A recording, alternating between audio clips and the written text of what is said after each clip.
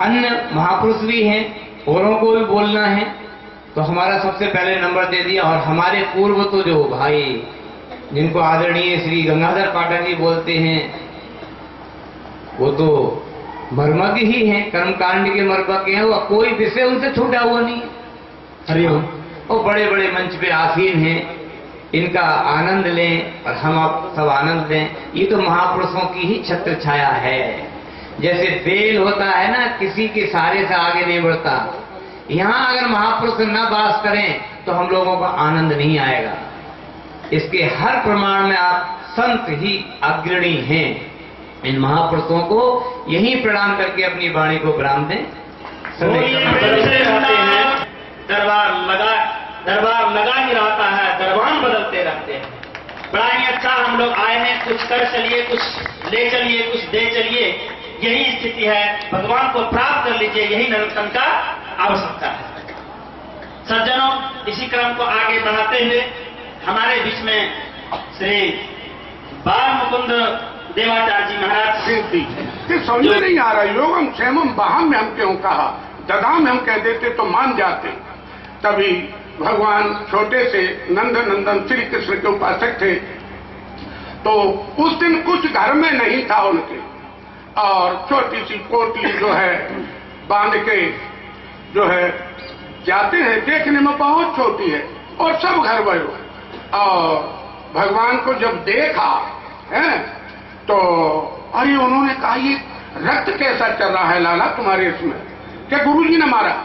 उन्होंने कहा गुरुजी तो कभी ऊंचे सुर से बोलते ही नहीं, और तुम कह रहे मारा?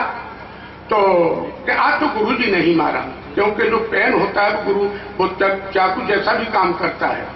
तो उन्होंने जो है आके फिर देखा, आए, उन्होंने कहा तुम आज मुझे मालूम पड़ी, मैं इतने दिन से ब्याह के आ गई, लेकिन आज आपकी कठोरता मैंने देख ली। देखने में बड़े अच्छे लगते हो, लेकिन हृदय के बहुत ही कलुषित हो। अरे उन्होंने की देवी क्यों नाराज हो रही हो? तो उन्होंने जो है कहा कि एक बच्चे के। अरे उनकी कौन बच्चा? क्या आया था कुछ देर पहले, तब जो है अशुपात करने लगे। तो कहने का भाव यह है कि योगम क्षेमम बहम में हम आज कितने आप समस्त विद्वान यहाँ बैठे हुए हैं, तो योगम क्षेमम बहम का तात्पर्य कि मुझे बहन करना ही करना होगा। एक व्यक्ति हुए 10-15 साल पहले, तो नाम नहीं लूंगा, उन्होंने कह दिया एक ने बेटा, तो उन्हें कह रहा मैं देश का प्रधानमंत्री हूँ, मुझे बेटा कह रहे हो। कभी कभी 13 ही दिन चलती है, आपने देखा होगा पार्लियामेंट 13 ही दिन चलती है। और जो अखिल ब्रह्मांड नायक है वो पत्नी बन जाए, नौकर बन जाए, और मुझे संकेत भी हो। देखो समय कितना अमूल्य होता है। ये जो है हमारे बहुत हम हित मानते हैं, लेकिन समय का किसी को नहीं। Every moment is very costly, pass never come. पहले ही पकड़ लो ये गंजा है, समय याद रखिएगा, पीछे से थोड़ा सा कुछ नहीं है, सामने से पकड़ लो। इन्हीं शब्दों को साथ में कह के अपनी वाणी को विराम दें। ऐसे सब जो हमारे दाएं बाएं और पीछे बैठे हैं, इन सब के हमने उपदेश सुने। उपदेश की इतनी प्राचीन परंपरा कि ब्रह्मा को भी उपदेश सुनना पड़ा, वो भी उपदेश से वंचित नहीं रह सकते, उनको भी उपदेश की आवश्यकता है। भगवान शंकर छुप छुप कर उपदेश सुनने जाते हैं, अगस्त जी के यहाँ पर कथा श्रवण करने जाते हैं। कथा में क्या है? उपदेश ही तो है। उपदेश की परंपरा बड़ी प्राचीन है, और एक है श्रवण, एक है धारण। बस थोड़ा सा अंतर होता है इसमें कि हम उपदेश को श्रवण ना करें, उसको धारण भी करें, और धारण करने से ही जीवन का उत्थान है, विकास है, निर्माण है, और जगत के तल पर प्रतिक्षण परिवर्तन है, और ये सब परिवर्तन हमारे सम्मुख है। लेकिन जीवन निर्माण और विकास के लिए उपदेश को हम केवल श्रवण न करें, महापुरुषों की वाणी को हम हृदय में धारण करें। इन्हीं शब्दों के साथ मैं होली के पावन अवसर पर समस्त मंचस्थ संतों के चरणों में वंदन करता हूं, और आप सबके सौभाग्य के भी सराहना करता हूं। भगवान के बिहारी लाल की। इस प्रांगण में उपस्थित सभी विद्वत वृंद, विभिन्न नाम रूपों में प्रतीत होने वाली मेरी प्यारी आत्माओं, अभी आप लोग पराशर जी महाराज के द्वारा सारगर्भित शब्दों में संतों की महिमा का पान कर रहे थे। सचमुच आप भाग्यशाली हैं जो इतने महापुरुषों का दर्शन कर रहे हैं। एक बात हमारे पूज्य गुरुदेव कहा करते थे, उसे रिपीट करूंगा कि जीवन के उतने ही क्षण धन्य हैं जिन क्षणों से भगवत चर्चा सुन ली जाए या भगवत चिंतन कर लिया जाए। शेष खाना पीना सोना पशुओं का भी काम, मनुष्य में बस एक गुण, जपे राम का नाम। आज बहुत से लोग हैं जो इस कार्यक्रम में, जो महाराज श्री की जयंती में उपस्थित नहीं हो पाए, और बहुत से भाग्यशाली हैं जो आ गए। लेकिन दोनों में अंतर क्या है कि एक वो है जिनको फुर्सत नहीं मिली, एक वो है जिन्होंने फुर्सत निकाल ली। एक बात याद रखना कि आज जिसकी वजह से फुर्सत नहीं है, जिस काम धाम की वजह से फुर्सत नहीं है, अंत में ये साथी नहीं होगा। बल्कि आज जिसके लिए फुर्सत नहीं है, जिस भगवान नाम के लिए, संत दर्शन के लिए फुर्सत नहीं है, अंत में यही साथी होगा।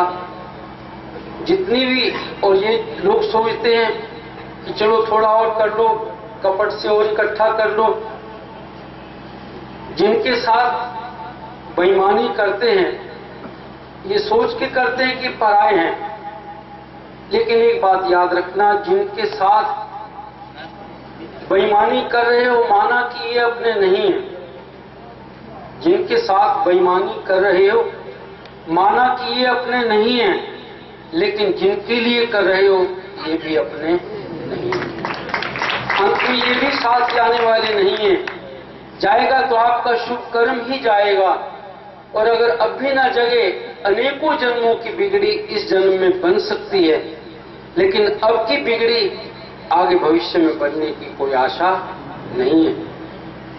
एक कविता है छोटा सा, मैं अपनी समय सीमा को ध्यान में रखते हुए कहूंगा कि पेट में लेट के लेटे मही पर, पेट में लेट के लेटे मही पर, पाल न लेट के बाल कहाए, आई जब ही तरुणाई तिया संग, सेज पे लेट के रंग मचाए। पर क्षीर समुद्र के लेटन हारी को, ब्रह्म कबहु चित्त से नहीं ध्याए। लेटत लेटत लेटत ही अब चिता पर लेटन के दिन आए, अब चिता पर लेटन के दिन आए। आदमी भगवान के लिए, भगवान नाम के लिए, तीर्थाटन के लिए तो वायदे करता है कि चलो कल कर लूंगा, और जो जहां करना चाहिए, जो करना चाहिए उसे नहीं करता, बल्कि जो जिसके बिना किए भी काम चल सकता उन्हीं की तरफ लगा रहता है। तो संतों की संगति, अभी पूर्व वक्ता ने कहा था, सत्संगति कथाएं किम न करोति पुंसाम, संतों की संगति क्या नहीं कर सकती। एक वाक्य कह के बंद करूंगा कि सुमति कुमति सबके उराई, नाथ पुराण निगम अस कहाई। हमारे चित्त की वृत्ति में दोनों वृत्तियां हैं। चित्त में हमारी शुभ वृत्ति भी है, अशुभ वृत्ति भी है, सुमति भी है, कुमति भी है, लेकिन ये हमारे ऊपर है कि हम किसको चुनते हैं। अगर हम अच्छी सुमति को चुनते हैं तो उसका क्या फल होता है, और कुमति को चुनते हैं तो उसका क्या फल होता है। गोस्वामी जी ने बहुत सुंदर सटीक कहा है, जहां सुमति तहां संपत्ति नाना। अगर नाना प्रकार की संपत्ति चाहिए, ऐश्वर्य चाहिए, सुखद जीवन चाहिए, तो सुमति को चूज करना, और यदि विपत्ति चाहिए, जहां कुमति तहां विपत्ति निदाना, तो कुमति को चूज कर लेना। एक के साथ में एक फ्री है। अच्छी सुमति चूज करोगे तो संपत्ति फ्री में मिलेगी, और कुमति चूज करोगे तो भी पत्तियां फ्री में मिलेंगी, बाय 1 गेट 1 फ्री, दोनों के साथ में एक एक चीज फ्री है।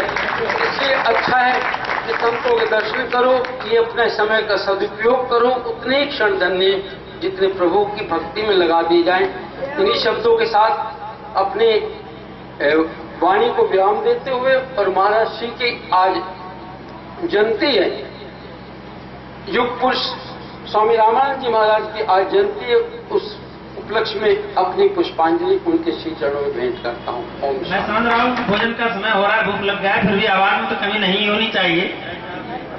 बोलिए प्रेम से वृंदावन बिहारी लाल की, राधा रानी सरकार की। सज्जनों, इस मंच पर बहुत सारे विद्वान और भी सज्जन बैठे हुए हैं। जैसे कि हमारे बगल में महामंडल स्वामी श्री शरणानंद जी महाराज, इनका मौन आशीर्वाद आपको प्राप्त हो रहा है। और भी जितने विद्वान बैठे हुए हैं, संत महंत भगवंत, सभी का मौन आशीर्वाद आपको प्राप्त हो रहा है। तो काफी बोला सुना था, अल्पकाल में सब विद्या, गुरुकुल गए पढ़ना रघुराई, अल्पकाल विद्या से पाई। आप भी अल्पकाल में हमें धन्य कर देंगे, कृतार्थ कर देंगे। स्वामी राय शरणानंद जी महाराज।